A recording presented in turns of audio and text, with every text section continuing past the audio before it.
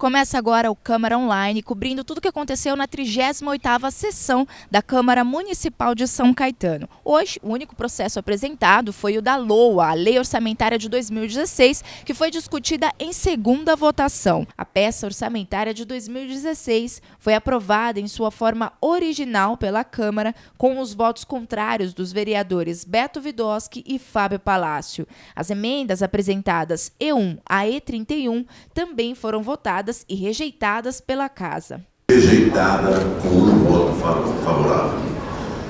Os vereadores foram favoráveis à emenda E26, permanecendo como estão. Rejeitada. Na primeira votação, votei contrariamente à Lei Orçamentária de 2016 e, numa sessão que ocorreu de forma rápida, e até por acordo de lideranças, não utilizamos a tribuna para justificar os votos. Faço dessa maneira, nos 15 minutos regimentais que tenho à disposição, uma análise do orçamento para o ano de 2016, no seu comparativo com os anos anteriores, numa maneira de demonstrar os motivos que me levaram a votar contrariamente a este orçamento. As emendas que nós apresentamos nessa tarde buscavam retomar o poder de investimento da administração, buscando melhores valores em todas aquelas rubricas que são destinadas a investimento, programas de bolsa de estudo, assistência farmacêutica para mais medicamentos, melhoria no salário dos professores e não na quantidade de profissionais. Então, nós buscávamos aumentar a capacidade de investimento da administração, reduzindo despesas com o pessoal. A lei orçamentária, então, hoje foi decidida aqui pela Casa. Qual que vai ser a peça que vai ser apresentada para o governo? Para o governo retorna, dessa maneira, a peça exatamente como ela chegou à Casa. A peça na sua íntegra, no texto e no conteúdo que foi apresentado pelo governo. O que prevê é 1,7 bilhões de investimento, correto ou mudou?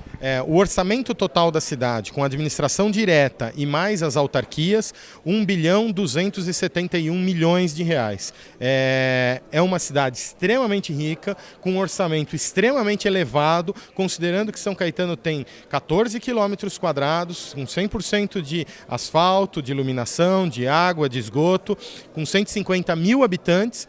Comparado com Diadema, com Mauá, cidades que têm 3 vezes mais de população, mais ou menos o mesmo orçamento. Analisando os 4 anos, mesmo no cenário de crise econômica, nós conseguimos manter a curva ascendente da receita até este momento, em que pese que o ICMS tende a reduzir para os próximos anos, a partir da base de cálculo deste ano, de 2015, surtirá efeito em 2017, em que pese a ocupação que a cidade começou a ter a partir da explosão imobiliária que teve em anos passados, a nossa arrecadação ela vem de forma ascendente. É claro que há de se pensar em medidas, há de se pensar em alternativas para que não caia. A população de São Caetano é uma população exigente, é uma população que recebe os seus serviços e faz a exigência que seja de qualidade. E falando em serviços, é natural também que houve um aumento nas despesas.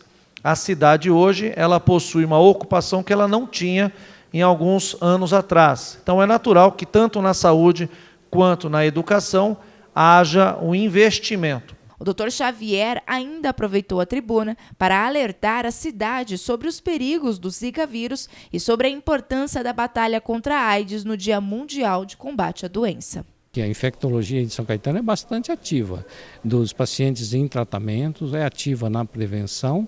Não é? Agora, a única frase que eu queria deixar para os jovens e para todos aqueles que praticam o sexo sem proteção é de que o melhor tratamento da AIDS ainda é a prevenção. Dr. Xavier, o senhor como médico pode fazer uma avaliação de quais os perigos que o mosquito do Aedes aegypti pode causar aqui em São Caetano, além da dengue, ainda mais agora com essa história da microcefalia? Olha, nós temos aí um novo risco sobre a transmissão pelo Aedes aegypti de um novo vírus que chegou no Brasil, veio também através da África, que é o Zika vírus. O Zika vírus, ele não dá uma reação orgânica quando ele contamina a pessoa semelhante ao que dá o vírus da dengue ou da febre chikungunya. Ele passa, às vezes, clinicamente despercebido pelo doente, que aparece alguma mancha ou uma dor no corpo e muitas vezes sem nenhum sintoma, sem nenhum sinal. Então, o que acontece? Só que o efeito deletério do Zika vírus é muito maior, porque ele vai atingir o feto na formação do sistema nervoso central, causando um enrijecimento e uma diminuição do cérebro e também, consequentemente, depois da circunferência craniana, de tal maneira que essas crianças nascem com um retardo mental. O senhor convocou um mutirão aqui para São Caetano para acabar com a Aedes aegypti, né? Para acabar com os focos que podem ter aqui em São Caetano. Existe a probabilidade do Zika vírus vir para São Caetano? Claro que existe. O Zika vírus já está em 14 estados. Não é? Ainda aqui no Sudeste não tem ainda um aumento de casos compatível com o agente externo do Aedes aegypti. Mas ele pode chegar aqui perfeitamente. E nós temos que fazer a nossa parte. Nós temos 15 quilômetros quadrados de cidades que podem ser muito bem policiados. Nós precisamos criar, assim como se criou um departamento de vigilância do consumo de água, nós podemos criar uma mutirão e pessoas envolvidas com isso, os próprios vizinhos se envolverem na cidade e fazerem no seu bairro, no seu quarteirão, no seu pedaço, fazer a tentativa de eliminar os focos do mosquito. Isso, nós temos 15 quilômetros quadrados, dá perfeitamente para fazer isso. Isso seria, então, de uma excepcional valia, não é?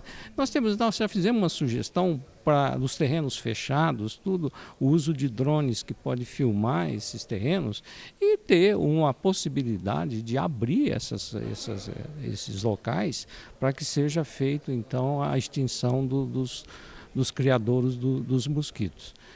São Caetano dá para fazer isso, seria de grande valia. Nós estaríamos prevenindo uma doença muito mais grave do que a dengue. Fica por aqui o Câmara Online e você pode nos acompanhar nas próximas edições.